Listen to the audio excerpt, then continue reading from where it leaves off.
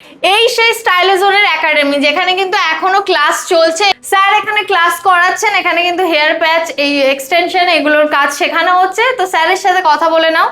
নমস্কার, আমি জিৎ বলছি স্টাইলিজনের পক্ষ থেকে। আজকে আমি শেখাচ্ছি হচ্ছে হেয়ার প্যাচ কিভাবে হচ্ছে নটিং করা হয়।